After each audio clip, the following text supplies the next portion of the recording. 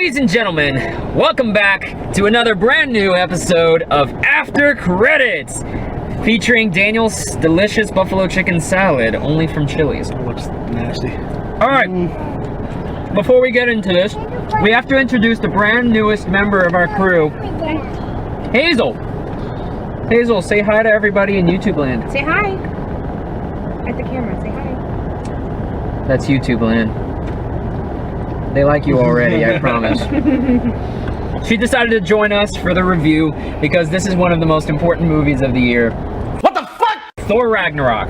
Yep. Whenever there's an MCU movie out, it's almost like gospel. We have to watch it. This year, we've already had, what is it? Guardians of the Galaxy 2. Yep. One of the biggest hyped sequels to one of the best hyped movies of the MCU of all time. The return of Spider-Man to its rightful home at the MCU in July. But now, we have Thor 3. And the Thor movies have kind of been on most people. Thor 1 was good, Thor 2 sucked. And this one... Okay, I got it. I got you. The floor is lava! Wait, we're in a car. And as for Thor Ragnarok, it depends on how you look at it. You could either really love it or you could really hate it. It just depends on who you are. I thought it had elements of it that made it comedic and what you think a Thor movie would be about. And I thought it blended well, and I thought it was a fun time, and there were some parts in the movie that we'll get to in the spoiler section. I was like, holy shit, did they actually just do that? Hazel, what did you think of the movie?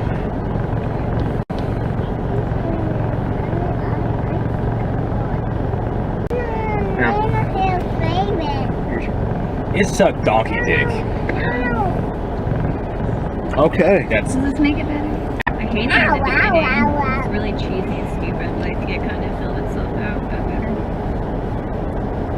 In the end, I ended up liking it. This is gonna be a goddamn weird episode, isn't it? oh yes it is. Okay. This is the best Marvel movie, one of the best superhero movies, and one of the best adventure stories, since Lord of the Rings: Return of the King. I don't know about that. I haven't seen it. Daniel, I think after over 100 episodes, we finally agreed on a Marvel movie. Oh my god, you married a monster! She's never seen Lord of the Rings? What? Okay. Those are long-ass Jesus, movies. our deep, darkest secrets. Oh god, Hey, I can't Fish talk felt about about something the first time earlier this year. I thought my opinion was gonna be Can I controversial. like scoot up there, smile at Crossfire, Oh my please? God. I'll be Harry 100. Potter. Okay. Great. Brittany hurt your mom. No, I'm not. That's so sad. She's never seen Ow. She's never seen Lord of the Rings. Or Harry Potter. Hazel, have you seen Lord of the Rings? Oh, wow. Back to business. I'm glad that after over 100 episodes of After Credits and several countless Marvel movies that we can actually agree on the opinion of a Marvel film. Thank God. Thank God, Daniel. Because you know what? There was never a point where this movie lost me. I was in it 100% of the time. The effects are stellar. Some of the best CG I've ever seen. You know how rare it is that in one of these movies, all the characters are awesome and they're fleshed out for where they need to be and they all get their time in the sun? It's incredible. The pop culture references actually work, it makes sense, and they're really entertaining. They actually bring the movie higher. This is a miracle of a movie. Daniel, I think I'm in love with you. Think about this. Who would have thought? Thor, good movie. Elevated by Chris Hemsworth, the best part of Thor. We can all agree that. Yes. And then Thor 2. Loki thrown in the mix. It's lost in a lot of sequelitis, but there's good stuff in it. Like the final action scene is good. Loki and Thor, again, great characters. Anthony Hopkins is fun. This finally gives Thor what we want from a comic book. We want a Norse mythology come to life. We want this multicolored science fiction action epic. And the way we understand these epics mostly is through the 80s. Think of like something like Dio's Holy Diver. Oh, yeah. Those classic 80s metal covers. And then the greatest use of Led Zeppelin I've ever seen in a movie. Oh, yeah. Ever. Oh my god, Tessa Thompson from Creed. Oh, yeah. Oh dude. my god, she's stellar in this. She's great. Jeff Goldblum is the best Jeff Goldblum has been since Jurassic Park. This is just a smorgasbord of everything I love in movies ever. So we're gonna go into spoilers here. If you want to know final thoughts and scores out of 6 stars, go ahead and scroll to the time code here. Otherwise, let's do this. Thor gets kidnapped. He gets taken to the world of Sakaar, which is a tie-in to the Planet Hulk story, which I thought was an incredible way for Marvel to reconcile the Planet Hulk stuff, which has been brewing forever, with the idea of, oh, we can put this in the MCU. And then when he goes inside, and they start playing Pure Imagination from Willy Wonka, while they're advertising this as like a tourism. And then at the end of the scene, when the music gets distorted, and they literally copy the scene from Willy Wonka where he's inside the tunnel. It's the hell tunnel that's going, yeah. And then on top of that, when you're finally seeing the scene with Grandmaster, Jeff Goldblum, and in the background, you can hear a distorted version of Pure Imagination. His theme is like a minor key theme of that. There's so much detail in this movie that it is truly a marvel. For all the CGI-laden nonsense in this, there's enough practical effects that honestly feels balanced, just as much as the first Star Wars did. The patch over Thor's eye after he loses it, that was kind of shanky to me. It looked like a red patch that was over his eye. Yeah. Granted, it is PG-13. Granted, they probably can't show the that stood out to me. Granted, I loved it. I loved that he lost, you know, spoiler, he lost his eye in the battle with Hela. Holy shit, I just got deja vu. What? I don't know. I feel like I've said that sentence before, sitting in this parking lot before. You know what sentence you haven't said before?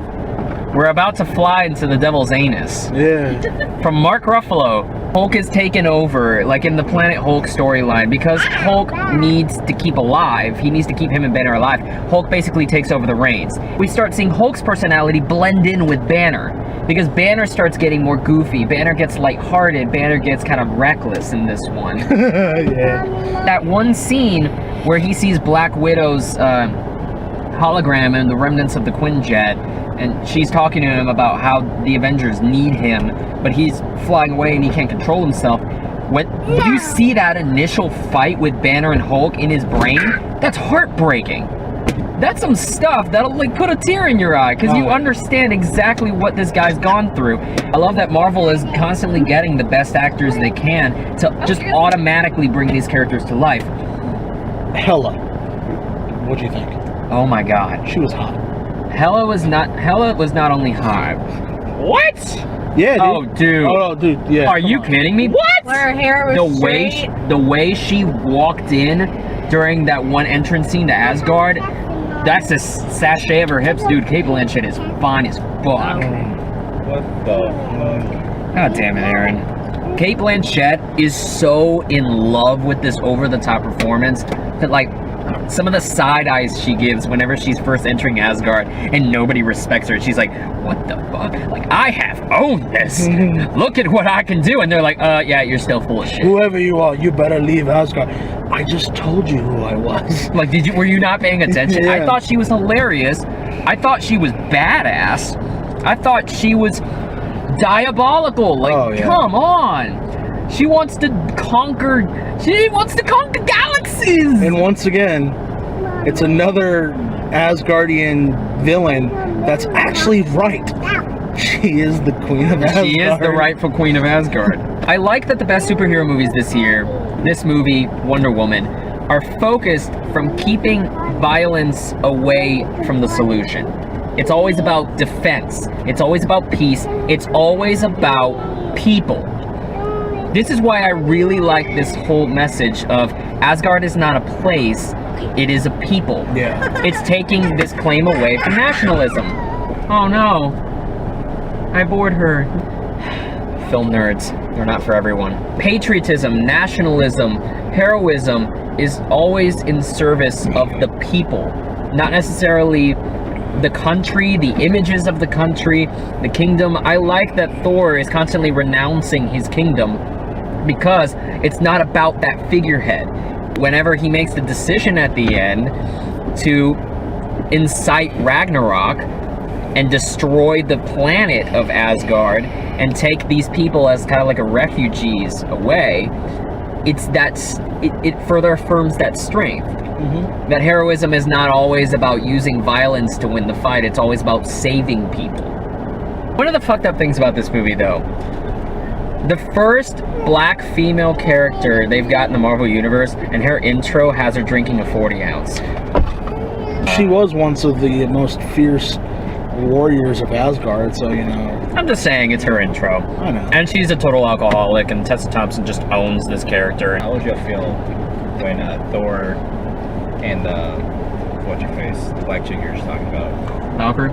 Yeah, her jumped onto the spaceship banner. How badass would they if they played Flight of the Valkyries? Oh no, I was thinking I was waiting for it the whole fucking time. I was waiting for Flight of the Valkyries whenever Loki was showing that flashback of her, which looks like something straight out of a metal cover. Straight out of a comic book, dude. It's amazing how the texture and the CGI for this is just on par. It really is. And no, I was expecting whenever that shot of all the little the Pegasus is coming in, it's just like, and that's one of the cool parts about this too, that this is bringing back some, oh crap. Oh no! Quick! Run! Get it! Did we save it? Yeah. Oh my god, I'm so sorry. Okay. It was during one of the Comic Cons this summer. They showed a brief little thing for Infinity War, and it showed Thor landing on the Milano. Yeah. You know, basically. And he has two eyes? Yeah. I mean, but also it's like, okay, with that, it also shows that the post-credit scene, which we have yet to talk about, it's pretty much Thor, Loki, and the Asgard refugees in their ship, and they come across what looked like what was his name? Ronan's giant ship from Guardians of the Galaxy. What I was thinking. Except much bigger. Yeah. And it was obviously Thanos' ship. So obviously that comes in the question. So does the whole ship get destroyed and Thor is left in an open ends of space and then happens to come across the Milano? Dude, that would be some diabolical shit. Yeah. Why do you think this sucks? It just did not grab my attention. I don't know if it's part of like Thor's character or it just seemed like he didn't know his lines. He was just like improvising a lot of things. Like he was just awkward on screen. Thor has always been that kind of bumbling character. Yeah, but in the second Thor it was not nearly as bad as he was in this one. But then again, the second Thor was also the worst of the Thor trilogy. In the first Thor, you see him kind of like bumbling and swashbuckling as he is in this one. But at the end of Thor, he's seen some shit. He's fought, you know, these monsters. He's protected these people. He's overcome his arrogance and become a king. And the same thing with the Avengers. He's saved Earth, so he knows when to drop the shit. And so when he's in the second one, he's more serious because he's embraced this sort of kingly duty. He feels like it's his rightful duty to be a king. Whereas, you know, after Avengers 2, and after the shit that he's seen, he's going through the universe, he's embraced this idea like, okay, it's not about kingdom anymore. It's about people. It's not about having someone to look up to. It's about being a guardian for these people. Also, you can't have the Thor from Thor 2 in this movie. It just doesn't work. Because this movie is a comedy. It's an action-adventure. Everyone's saying that, you know, DC's too dark. It's a comic book. Lighten the fuck up. And so they did. They lightened up, but they kept the themes in there. They kept heroism in there. And so that's why we love Wonder Woman. That's why we love this. It's all about character, and it's all about doing the right thing. That's what a superhero movie should be. And also, lightning comes from the sky, and it hits Thor, and then it turns into like... It's like Immigrant Song, and it is the greatest, like, third act climax. Like, my heart soared. I felt like a little kid again. It was like, ah! I just wanted to jump out of my seat and go, yeah! We were both like vibing too. Yeah! Hazel, you know where you are? You're in the spoiler-free corner, where we give our final thoughts and scores out of 6 stars for Thor Ragnarok, and we pick our boogers. Fuck Thor 2. Thor 3 was badass. It's definitely a time that you would love to have if you don't come in thinking it's going to be super serious. I think this is one of the last movies we get until Infinity War, until where the real shit starts to hit the fan. I'll give it a 5.5. Damn. Sam. 6. Yay! I didn't like it that much. The casting was great and all. There's a couple funny moments, but it didn't do it for me. I'm giving it a 2.5. Damn. The biggest problem with superhero movies is that they're always so cheesy and I have a hard time taking them seriously. So this one worked even better than the other one, so even though it was cheesy, it didn't kill it for me. Give it a 4.5. I'm probably in the minority for all of the praise that I'm Usually giving this movie. I think this is one that is going to get a lot better for people with repeated viewings. Whenever you can watch the DVD, notice all the Easter eggs in the background, find out how everything really integrates together. If you don't get that on the first viewing, try the second, try the third. What can I say, man? I loved it. I was enthralled, man. Of course it's a 6 out of 6. This is like top 5 movies of the year for me. I'll go ahead and change my 5 out of 5 to 6. I feel the same way about this that I did when I walked out of the Avengers. I feel the same way as Guardians of the Galaxy. I feel the same way as I walked out of, like, when I watched like Jurassic Park or Indiana Jones as a kid. This really just kind of has that light-hearted but still smart feeling about it. So with me changing my score officially to from 5.5 to 6 out of 6, it is now a 4.7. Did you include Dakota and Miranda's scores Yes, I of did. 4 stars each? Yes. Anyway, if y'all like this video, please click the like button down below. Next to it is the subscribe. Come on, Sparkles. Next to it is the subscribe button, where you can be the first to find out when new videos are coming out. We've got Facebook, Twitter, and Instagram if you want to hit us up on any of those social medias. We have Survivor Series when? November 19th. We've also got a What's Your Point coming out.